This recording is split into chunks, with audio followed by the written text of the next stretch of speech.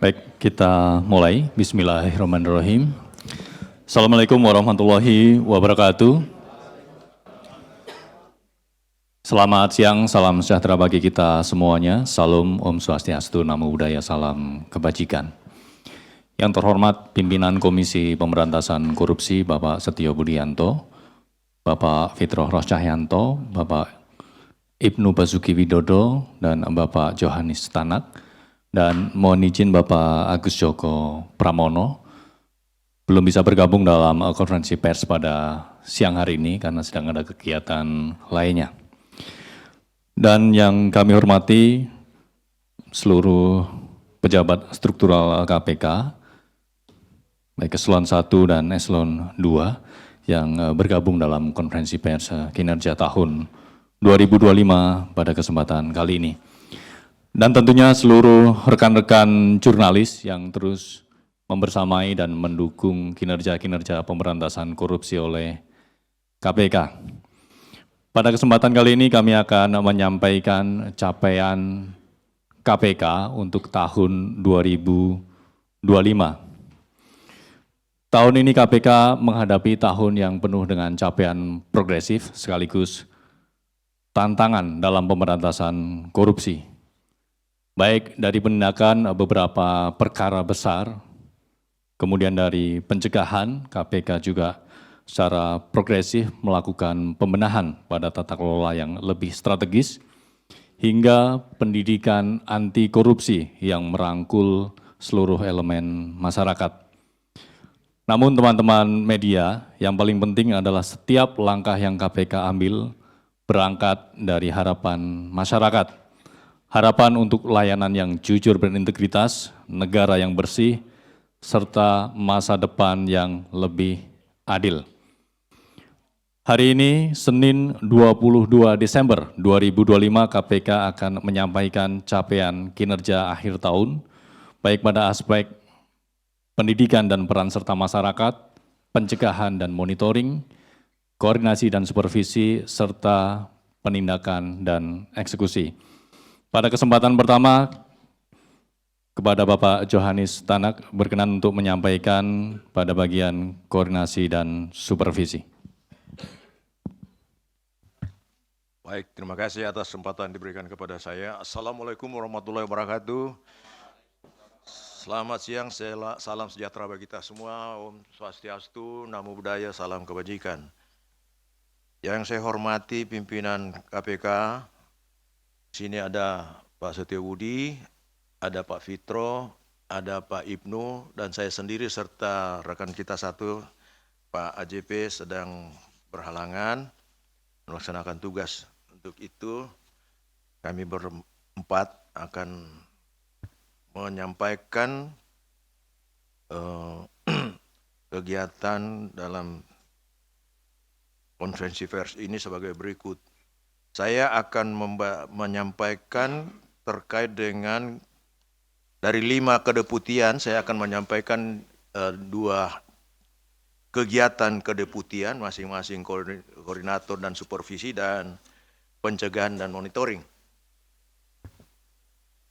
Melalui kedeputian bidang koordinasi dan supervisi, kami memastikan layanan publik tetap berjalan dan kerugian rakyat tidak terus berulang. Di tahun ini, salah satu wujud KPK hadir dalam mengawal kasus RSUD Kolaka Timur menjadi contoh yang paling terasa. Dengan kerugian negara mencapai 126 miliar rupiah, pembangunan rumah sakit terancam berhenti. Melalui Korsub, KPK turun langsung mengawal dari dekat. Dan kini progresnya kembali sesuai jalur agar masyarakat tetap mendapatkan layanan kesehatan yang baik. Dampak dari upaya Korsub ini, Kementerian Kesehatan meminta KPK mengawasi serta mengkoordinasikan pembangunan 31 RSUD di Indonesia, supaya tidak ada kasus serupa yang terjadi. KPK juga berkontribusi nyata terhadap upaya penyelamatan keuangan daerah yang mencapai 45,6 triliun rupiah dari aset, pajak, serta tata kelola yang lebih bersih. KPK juga terus mendorong perbaikan pengelolaan dana hibah agar bantuan pemerintah benar-benar sampai dan tepat sasaran ke masyarakat. Intinya, KPK tidak sekedar menindak, namun turut menjaga harapan publik terhadap pemberantasan tindak pidana korupsi. Untuk kegiatan pencegahan dan monitoring, dapat kami sampaikan bahwa sejalan dengan apa yang akan disampaikan sebelumnya pada aspek koordinasi dan supervisi, pemberantasan tindak pidana korupsi perlu dicegah terlebih dahulu sejak awal dari hulu hingga ke hilir. Pencegahan yang termasuk dalam Trisula KPK menjadi wujud kerja supaya senyap KPK yang dampaknya luas. Kerja senyap ini dapat terlihat dari capaian kepatuhan LHKPN tahun 2025 yang mencapai 94.000,89%. Ulangi, 94,89%. Besaran ini bukan sekedar angka, melainkan cermin bahwa transparansi wajib menjadi budaya. Pasalnya, korupsi dewasa ini banyak yang tersembunyi dalam kebijakan dan prosedur. Karena itu harus dicegah sejak awal melalui transparansi, akses data, dan perbaikan tata kelola. Pelaporan gratifikasi juga meningkat. Pasalnya, lebih dari 4.580 laporan dengan ribuan barang yang diserahkan kembali ke negara. Setiap laporan merupakan bentuk keberanian masyarakat berkata tidak pada pemberian yang tidak sepatutnya. Partisipasi masyarakat juga tercermin pada aktifnya pengawasan terhadap pelayanan publik melalui platform Jaga ID. Selama kurun waktu setahun ini, Jaga ID telah dikunjungi sebanyak 18,5 juta pengguna sinyal kuat bahwa masyarakat aktif mengawasi layanan publik. Melalui kajian strategis, KPK mengidentifikasi kerentanan pada sejumlah program besar seperti makan bergizi, KIP kuliah, hingga tata kelola sumber daya alam dan lingkungan yang menghasilkan perbaikan fiskal hingga 753 miliar rupiah. Meski begitu, melalui kajian strategis yang dilakukan sepanjang 2025, dampak fiskal program MBG, KIP kuliah, hingga tata kelola sumber daya alam dan lingkungan sangat besar. Sehingga jika tidak diawasi sejak awal, berpotensi adanya kebocoran keuangan negara. Temuan itu menjadi pijakan penting KPK dalam mengoptimalkan strategi nasional pencegahan korupsi. Stranas PK memasuki periode 2025-2026.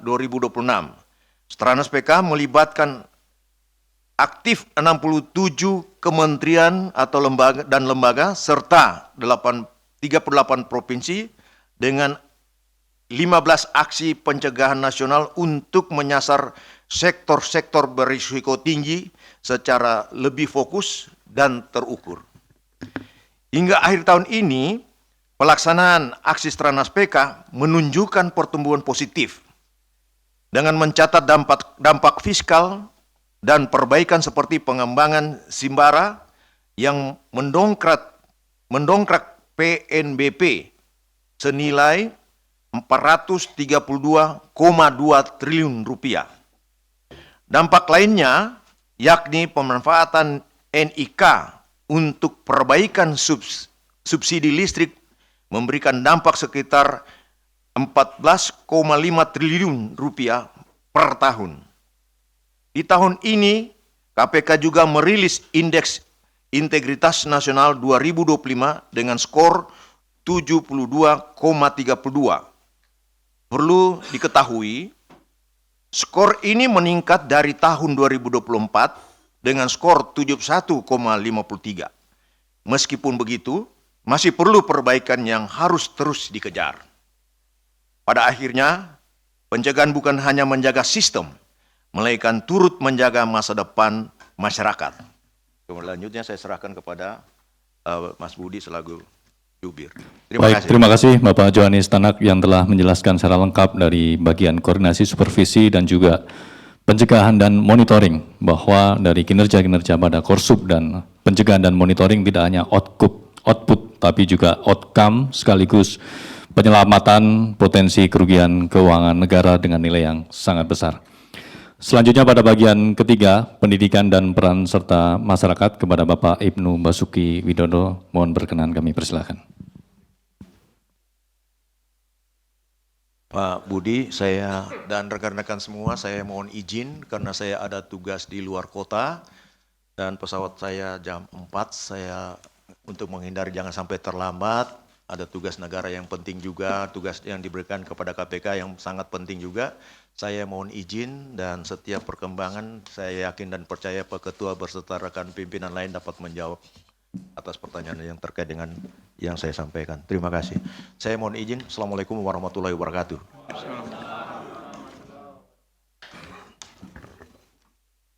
Assalamualaikum warahmatullahi wabarakatuh. Selamat siang dan salam sejahtera untuk kita semua. Om Swastiastu, Namo Buddhaya, salam kebajikan dan salam anti korupsi. Pak Ketua yang saya hormati, rekan-rekan pimpinan, kemudian rekan-rekan dari KPK serta yang saya cintai rekan-rekan media. Saya akan membacakan tentang bagian ketiga, yaitu pendidikan dan peran serta masyarakat. Berdasarkan capaian KPK terkait pencegahan hingga koordinasi dan supervisi korupsi, tidak hanya merugikan keuangan negara korupsi turut mencuri peluang masyarakat dalam mendapatkan hak mereka, terutama anak-anak kita dalam mengakses pendidikan. Oleh sebab itu, pendidikan anti korupsi menjadi fondasi utama menumbuhkan integritas sejak dini, mulai dari lingkungan keluarga, sekolah, perguruan tinggi. Tahun ini KPK meluncurkan SPI Pendidikan dan menemukan banyak kerentanan, mulai dari pungli, PPDB, hingga penyimpangan dana BOS. Dan temuan itu KPK melakukan diseminasi di berbagai daerah dan menyentuh sebanyak 27.826 pendidik agar nilai integritas masuk ke ruang-ruang kelas, salah satunya melalui program Jelajah Negeri Bangun Anti Korupsi atau JNBA. Program JNBA ini telah berjalan dari kota ke kota bertujuan mengajak masyarakat memahami bahaya korupsi kecil yang sering dianggap sepele dan lumrah. Pendidikan anti korupsi juga telah mulai transportasi digitalnya melalui platform e-learning dari Pusat Pendidikan Anti Korupsi atau ACLC. Ada 134.900 pengguna baru dengan total lebih dari 470.000 pembelajar sejak 2017 sampai dengan 2025. Tidak hanya berhenti sebagai pembelajar anti korupsi, masyarakat pun didorong naik level menjadi penyuluh anti korupsi atau PAKSI dan ahli pembangun integritas atau API. Hingga tahun 2025 ini ribuan PAKSI dan API telah tersebar di seluruh Indonesia. Kehadiran PAKSI dan API ini menjadi garda terdepan budaya integritas yang perlu ditumbuhkan secara mengakar. Tak hanya itu, KPK melalui ACLC juga telah berhasil menyelesaikan modul program e-learning integritas bagi ASN yang telah melalui tahap piloting bersama 12 instansi kementerian lembaga pemerintah daerah. Program ini ditargetkan menjangkau sekitar 5,8 juta ASN di seluruh Indonesia. Sepanjang 2025, KPK juga menghadirkan berbagai kampanye digital anti korupsi seperti Suara Anti Korupsi, Benar-benar Podcast, hingga Benar-benar Kompetisi yang telah menjangkau jutaan masyarakat. Kemudian di sektor budaya anti korupsi, film festival AKFest 2025 masih menjadi salah satu program andalan KPK yang banyak diminati masyarakat. Hingga akhir 2025, AKFest telah melibatkan ribuan sineas muda, 674 karya film pendek, serta puluhan ribu penonton dan pemerintah daerah. Sebenarnya pesannya sederhana, generasi muda juga bisa memimpin gerakan anti korupsi lewat ruang-ruang kreatif. Akves juga dan pariwara anti korupsi hadir dengan tujuan menumbuhkan kesadaran anti korupsi dan integritas lewat seni, karya, dan budaya. Penyampaian pesan anti korupsi lewat medium seni berdampak nyata mengubah pandangan serta perilaku masyarakat, khususnya generasi muda dalam memaknai perspektif pemberantasan korupsi harus dengan cara yang ada. KPK terus berupaya membangun integritas dari sekolah, desa, kota, hingga komunitas dari akar rumput. Kami menanamkan harapan baru. Bahkan pendidikan anti korupsi juga telah masuk pada aparat penegak hukum agar menjaga integritas dan agar dapat menjadi benteng supaya penegakan hukum khususnya tindak pidana korupsi itu bisa ditegakkan dengan baik. Demikian yang bisa kami ucapkan, bisa kami sampaikan. Terima kasih. Saya kembalikan kepada moderator. Assalamualaikum warahmatullahi wabarakatuh. Terima kasih Bapak Ibnu Basuki Widodo yang telah menjelaskan secara lengkap terkait dengan aspek pendidikan dan peran serta masyarakat KPK selama tahun 2025. Capaian-capaian tersebut menggambarkan upaya pemberantasan korupsi adalah upaya kolektif, diantaranya melalui pendekatan pendidikan dan peran serta masyarakat.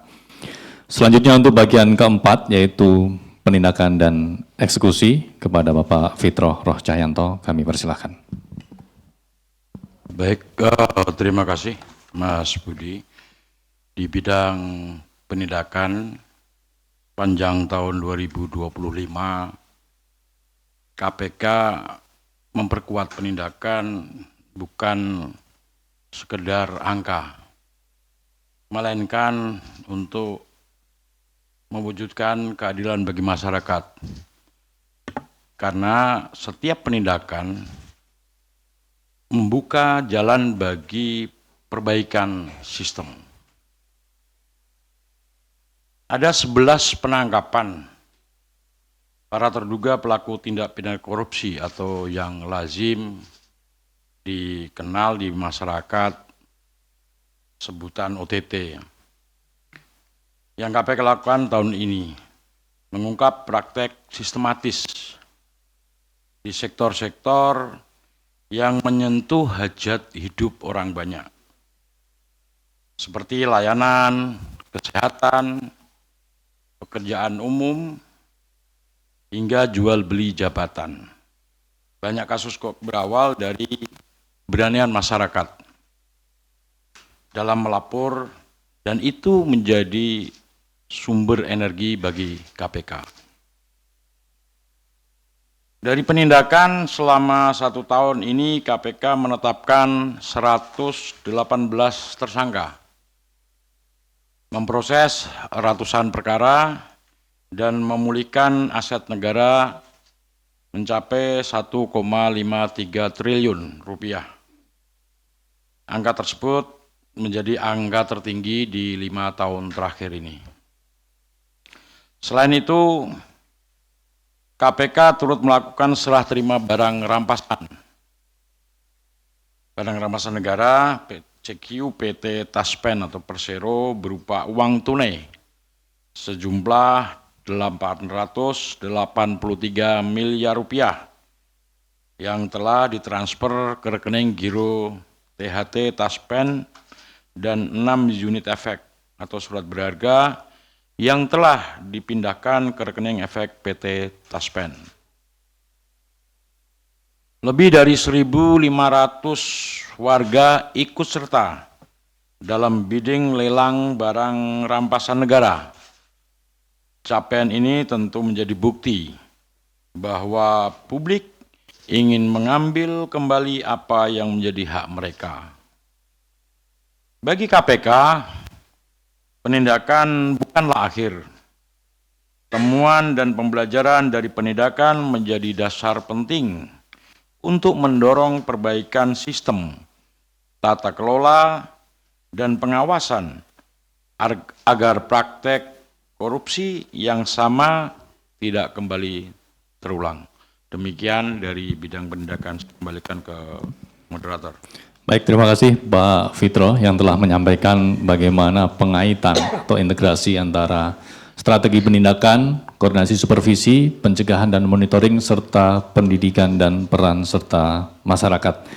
Selanjutnya pada bagian kelima terkait dengan kelembagaan sekaligus nanti penutup, kami persilahkan kepada Bapak Setio Budianto untuk menyampaikan secara lengkap. Baik, terima kasih Mas Budi, rekan-rekan jurnalis dan para pejabat eselon 1, eselon 2. Saya akan sampaikan tentang situasi kelembagaan. Jadi kita pahami semua bahwa KPK sebagai lembaga penegak hukum, ya, sebagai lembaga penegak hukum, ya, hanya mampu berdiri tegak jika internalnya atau pegawainya kuat. Oleh karena itu, sumber daya manusia di baliknya pun harus turut kuat dan berintegritas. Tahun ini, upaya KPK mewujudkan dengan memperkuat kualitas sumber daya manusia melalui berbagai pelatihan, ya, ada yang dalam negeri, ada yang di luar, ya, sebanyak 1.958 pegawai KPK terus meningkatkan kompetensi untuk menjawab tantangan zaman.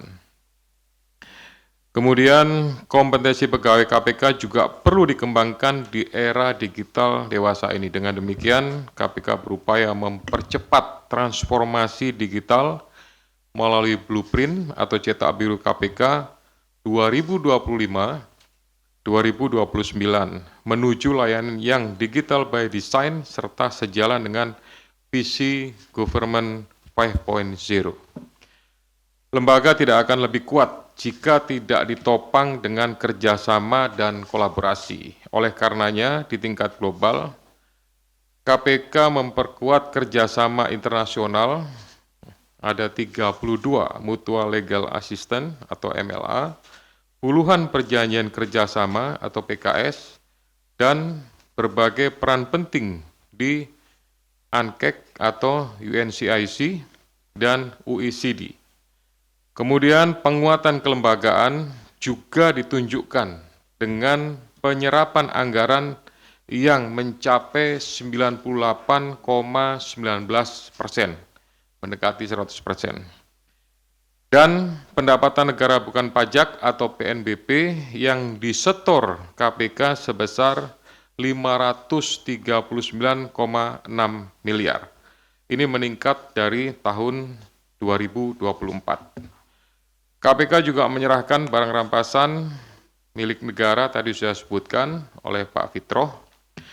Kemudian tak cukup hanya dengan meningkatkan kapasitas pegawai dan memperkuat aset recovery, KPK perlu mempertahankan kepercayaan publik dengan turut mempertahankan opini wajar tanpa pengecualian atau WTP selama 6 tahun berturut-turut dan skor SPBE, ya, sebesar 4,36 dengan predikat memuaskan. Kemudian ini semua menjadi upaya KPK dalam merawat organisasi agar bisa terus menjaga kepercayaan daripada publik semua atau masyarakat. Selanjutnya, kami semua ingin menyampaikan ucapan terima kasih kepada seluruh masyarakat Indonesia yang terus mengawal KPK dari mulai setiap laporan, kemudian kritik, keberanian, dan dukungan publik yang merupakan bahan bakar utama dalam perjuangan memberantas korupsi. Capaian yang kami sampaikan hari ini untuk tahun 2025 bukanlah milik KPK semata. Ini hasil kerja bersama pemerintah pusat, pemerintah daerah, aparat penegak hukum, swasta, akademisi, mitra, komunitas, hingga termasuk semua masyarakat luas. KPK menyadari jalan melakukan pemberantasan korupsi tidak pernah mudah dan pasti berkelok.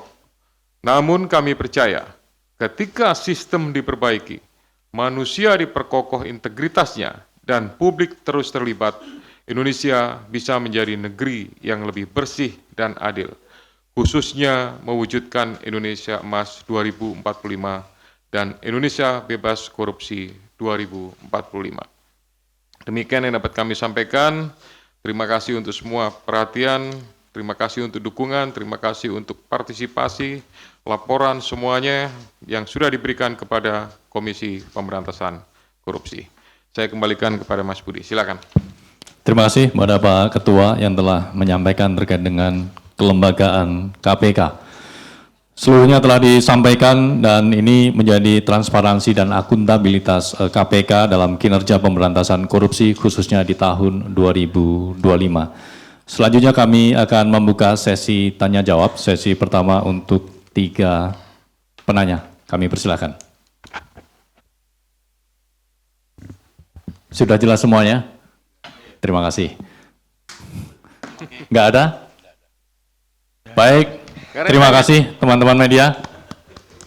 Terima kasih pimpinan. Benar ini? Cukup ya, cukup. Mbak Satya, 1.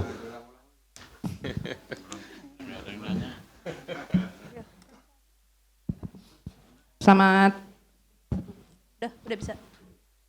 Silakan, Mbak Satya. Selamat siang pimpinan Pak Setio, Pak Fitro, Pak Ibnu, Mas Budi, dan struktural semuanya. Tadi mau menanggapi soal penindakan sih Pak. Itu kan terakhir ada 11 OTT. Ini kira-kira 2025 kan belum habis. Ini kira-kira masih ada lagi nggak sih Pak? Itu pertama, maaf ya Mas. Itu pertama. Yang kedua kan ada beberapa kasus juga yang masih gantung di KPK ya. Ada tersangkanya yang belum ditetapin juga kayak haji dan lain-lain. Ini publik udah mempertanyakan juga, ini udah mau ganti tahun. Ini gimana, kapan? Sebenarnya kita bosen juga nanya kapan, tapi ini kayaknya memang harus ditanya supaya ini kan sebagai bentuk kontrol juga gitu. Nah pertanyaannya balik lagi, kapan ini haji, apakah ini mau nanti jadi hadiah tutup tahun KPK buat masyarakat, apalagi kan dibilangnya kasus korupsi kuota haji ini berdampak buat masyarakat. Itu aja sih Pak, terima kasih. Baik, terima kasih Mbak Satya. 2 poin. Selanjutnya Mas Tio. Cek. Siang Bapak-Bapak pimpinan dan struktural, saya Rio dari Antara. Mau nanya terkait dengan beberapa kajian tadi disebutkan gitu, kan ada kajian MBG, terus juga ada kajian yang lain-lain gitu. Itu belum dipublikasikan oleh KPK sendiri. Jadi pertanyaannya kira-kira kapan dan apa hasil temuan dari kajian tersebut gitu. Terutama kan tadi MBG gitu, program yang sepanjang tahun 2025 masyarakat membahas itu terus gitu kan. Itu yang pertama. Kedua, soal kemarin MK kan menolak uji materi Undang-Undang Tipikor gitu. Tapi oleh para terdakwa kasus korupsi sebelumnya. Nah, di putusan itu MK menyarankan agar pemerintah merevisi Undang-Undang Tipikor. Nah, mungkin pandangan KPK terhadap hasil dari putusan MK tersebut seperti apa? Yang ketiga, saat ini kan pemerintah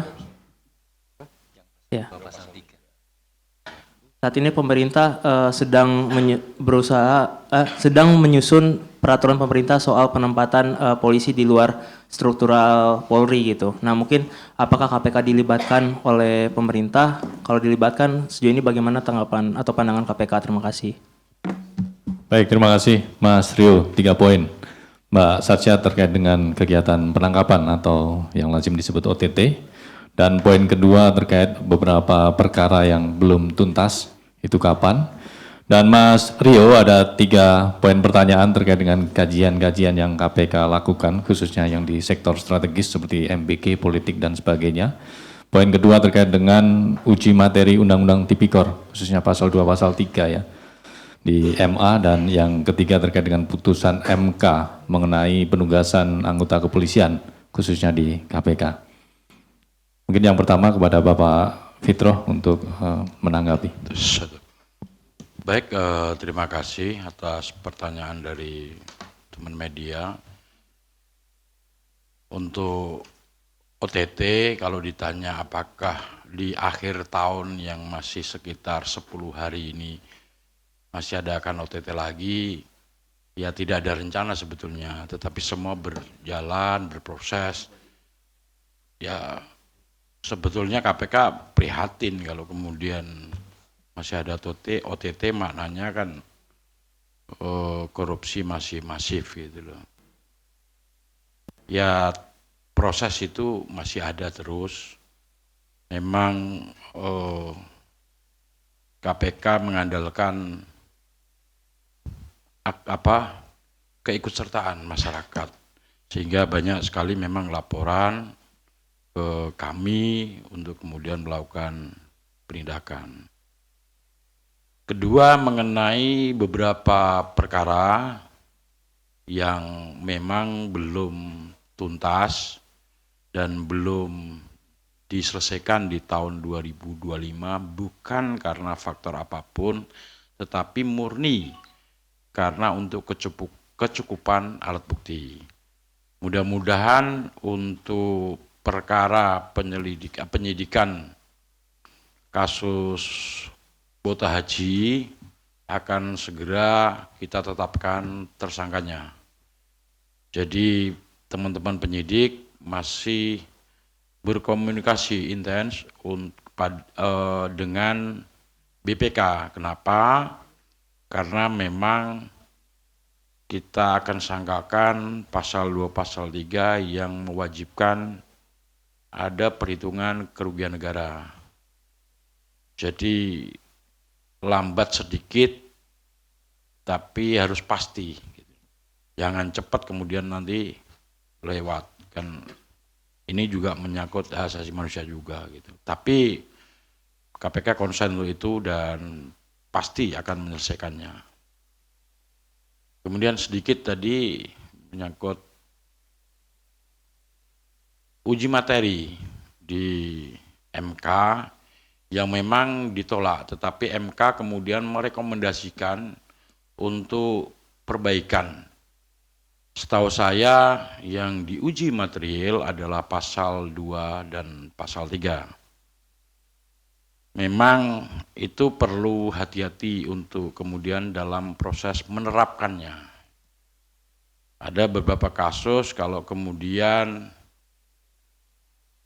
seseorang tersangka atau terdakwa yang kemudian tidak ada mens rea, tentu secara pidana memang tidak bisa dipertanggungjawabkan. Nah, pasal 2, pasal 3 ini membuka ruang kalau kemudian cara menerapkannya kurang tepat. Saya kira itu tanggapan kami terkait dengan rekomendasi dari MK untuk melakukan koreksi.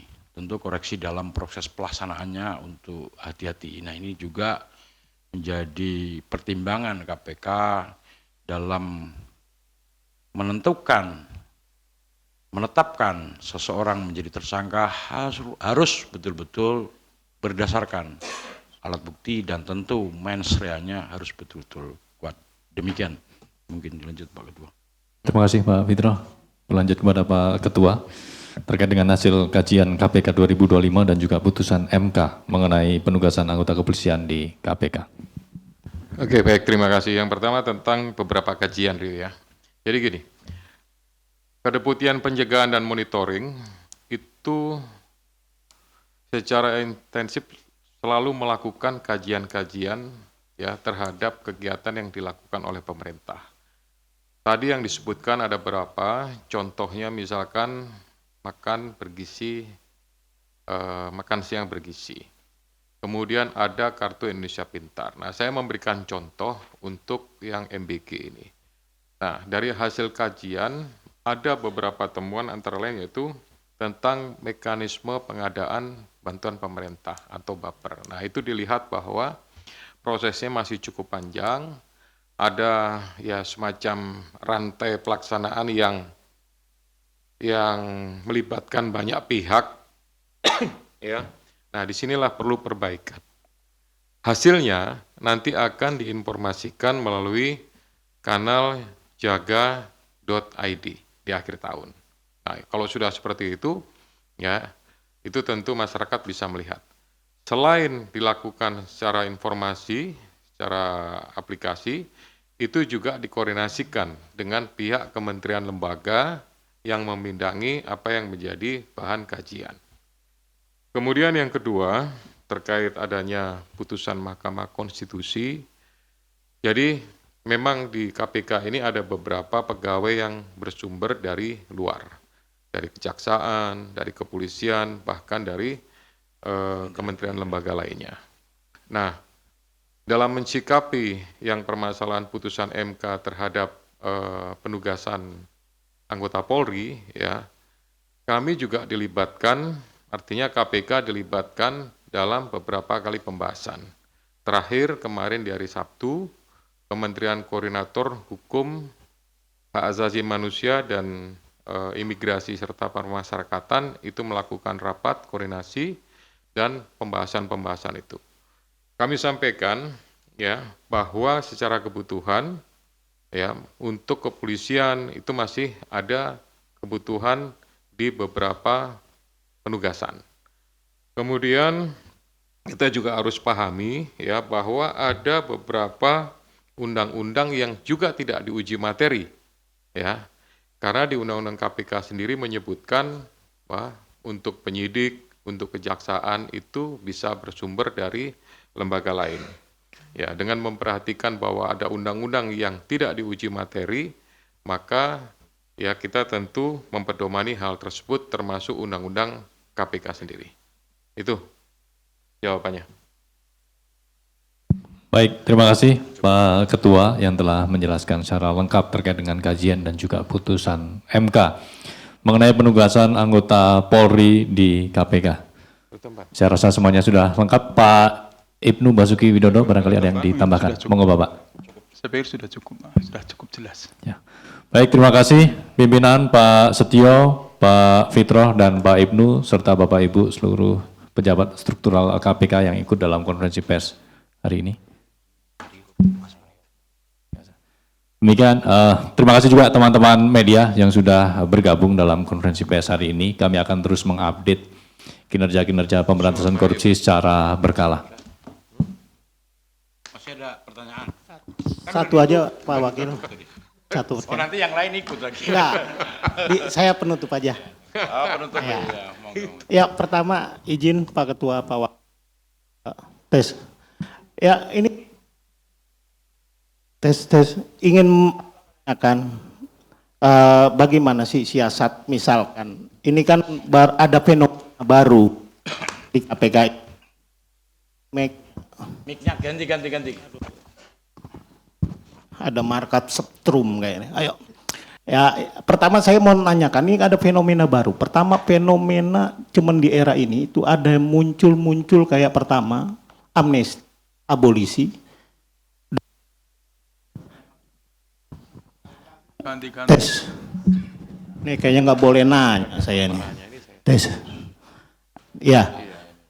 Fenomena ini kira-kira bagaimana KPK melakukan pendekatan? Kalau ada tim kajian ya mungkin adalah kajian yang misalkan sosok ini mempunyai kekuatan politik atau support yang tinggi sehingga akan muncul demikian atau mau abolisi apa, bagaimana kajiannya misalkan lebih jauh sudah dikaji. Satu. Pertanyaan yang lain, kembali saya ingin mengulangi pertanyaan kasus-kasus selama ini bagaimana sih gitu loh. Apa karena kurangnya akselerasi yang dimiliki BPK RI sehingga ujung-ujungnya KPK hanya menyandarkan diri pada penghitungan keuangan negara dari KPK. Sementara KPK di lantai 6 atau lantai berapa itu punya cara menghitung sendiri dan itu sudah diakui oleh MK. Kenapa nggak dimaksimalkan saja? Jangan sampai hibah Jatim mati orangnya, Lamongan mati orangnya, di Lamongan udah meres-meres, surat beredar inian palsu. Kapan kelarnya kalau hanya mengandalkan BPK-nya? Lah iya kalau benar BPK-nya, orang banyak juga kok ketangkep BPK di sini gitu loh. Nah maksud saya harus ada formulasi yang firm. Ketika ini lambat, kerebutin, kepung, kelar. Kerebutin, kelar. Jangan sampai nunggu mati semua ditutup kasusnya. Di sini nggak ada divisi pemanggilan roh atau jelangkung gitu, agak repot gitu loh. Nah, maksud saya hal-hal kayak gitu coba dikaji atau diberikan atau dicarikan solusinya agar kasihan kerja-kerja teman-teman di penyelidik dan penyidik ini kan udah banyak gitu loh. Akhirnya mentok karena nungguin BPK yang memang kurang enervonse gitu loh, kurang vitamin sehingga agak Baik, lambat. Mas Mario, poinnya sudah kami dapat. Satu Masih ada lagi, ya satu lagi ya itu aja soal terakhir ini kita agak angkat topi ketika KPK melakukan OTT gitu loh. Wah, ini happy jaksa. 3 OTT adalah jaksa. Ini happy jaksa. Dan ini penting sekali momentum ini bagi KPK untuk menegakkan kembali independennya. Nah, apakah dalam OTT kemarin saja kira-kira kita buka-bukaan jujur-jujuran, ada nggak sih intervensi, kok RZ bisa ke sono misalkan, ada nggak tekanan misalkan atau apa, itu bisa menjadi penutup tahun yang manis ketika kita melihat bahwa KPK ini kembali pada on the track, bukannya wus ya, on the track yang ada di Kuningan ini. Nah itu aja, makasih. Baik, terima kasih. 3 poin Mas Mario terkait dengan perkara-perkara TPK yang semakin kompleks, kemudian penghitungan kerugian keuangan negara untuk optimalisasi peran accounting forensik atau AF, dan yang ketiga terkait dengan kegiatan penangkapan atau OTT di penghujung tahun ini. Pak Ibnu, monggo Bapak. Baik, terima kasih. Mas Mario, ya saya akan menjawab tentang yang pertama tadi. Jadi mengenai amnesti dan lain-lain. Jadi pada prinsipnya KPK itu bertugas berdasarkan hukum yang berlaku. Sesuai dengan hukum acara, dan kita telah melaksanakan penindakan sesuai dengan hukum yang berlaku dan telah diuji secara formil dalam pra-peradilan, ditolak, kemudian secara material juga dinyatakan terbukti. Itulah hukumnya. Selesai, kemudian apabila ada amnesti dan lain-lain, itu adalah hak prerogatif Presiden yang diatur dalam pasal 14 Undang-Undang Dasar 1945. Jadi kita tidak bisa lagi mencampuri, yang jelas kami tetap melaksanakan aturan-aturan yang ada, memproses perkara-perkara yang dianggap ada cukup bukti dan memungkinkan untuk diproses, artinya sesuai dengan bukti-bukti yang ada, sesuai dengan hukum acara yang ada. Mengenai hak prerogatif itu adalah kewenangan dari Presiden. Demikian, terima kasih, saya kembalikan. Terima kasih Pak Ibnu. Selanjutnya kepada Bapak Fitro untuk merespon 3 poin dari Mas Mario. Baik, Mas Mario, bahwa kemudian pasal 2, pasal 3 itu mensyaratkan dan mewajibkan ada PKN atau perhitungan kerugian negara. Memang kita mengandalkan tentu BPK dan BPKP. Itu adalah yang sudah disiapkan, meskipun kami juga punya. Nah tentu tidak serta-merta kemudian kami menggunakan itu. Sepanjang kemudian BPK atau BPKP masih mampu menghitung dan tidak ada indikasi kemudian yang Mas Mario curigai, tentu kami masih menghargai BPK dan BPKP, dan itu memang butuh proses. Sabar Mas Mario, pasti kita selesaikan. Tidak ada KPK kemudian sengaja menunggu orang mati, tentu tidak ada itu Mas Mario, dan memang tidak ada pemanggilan roh lah. Anak-anak juga ini Mas Mario. Tapi kalau kemudian mati tentu secara pidana hukum acaranya harus kita hentikan. Mengenai OTT, Mas Mario tadi, ayo buka-bukaan jujur. Saya jujur ini, tidak ada intervensi. Justru kami berkolaborasi dan saling berkoordinasi dan saling menghormati, menghargai. Jadi seperti yang saya sampaikan ketika sama Mas Mario saya dicegat di jalan itu, dengan ada operasi atau penangkapan terhadap rekan jaksa, tentu sebagai bentuk koordinasi, ya tentu kami koordinasikan. Di mana yang Tangerang, Mas Mario, kita ketahui bersama, sudah ada proses dulu di sana. Tentu sebagai bentuk saling menghargai, saling menghormati, kita sepakati kemudian kita serahkan. Yang terpenting kan bukan siapa yang menangani, Mas Rio. Yang terpenting adalah apakah ditangani atau tidak. Dan kemudian kejaksaan kita bisa lihat sendiri, Kejaksaan Agung langsung menetapkan mereka sebagai tersangka yang isinya jumlah orangnya pasalnya sama dengan apa yang kita sepakati di sini. Yang kedua, perkara di Hulu Sungai Utara, Kalsel. Kenapa saya sampaikan ini adalah bentuk koordinasi? Hari ini kemudian kejaksaan menyerahkan satu orang tersangka, yaitu Kasidatun, yang hari ini kemudian diserahkan ke KPK. Itulah bentuk koordinasi, tidak ada kemudian intervensi atau saling menyembunyikan. Itu yang bisa saya sampaikan, Mas Mario. Kenapa kemudian ada koordinasi? Ya ini juga bentuk komitmen dari Kejaksaan Agung untuk kemudian membersihkan rekan-rekan jaksa yang masih kemudian melakukan perbuatan-perbuatan tercela, perbuatan-perbuatan yang dilanggar. Demikian, terima kasih. Baik, terima kasih Pak Fitro yang telah menjelaskan terkait dengan rangkaian kegiatan tertangkap tangan KPK bahwa kolaborasi tidak hanya di aspek pendidikan, pencegahan, koordinasi dan supervisi, tapi juga di penanganan perkara yang KPK lakukan. Tentunya dilakukan koordinasi dan supervisi dengan aparat penegak hukum lainnya, baik di kejaksaan maupun di kepolisian. Baik, kami tutup untuk konferensi pers kinerja KPK tahun 2025. Terima kasih kepada pimpinan, Bapak Ibu pejabat struktural dan tentunya kawan-kawan jurnalis yang terus mengawal dan membersamai KPK dalam kinerja pemberantasan korupsi. Baik, kami tutup. Wabillahi taufik wal hidayah. Wassalamualaikum warahmatullahi wabarakatuh.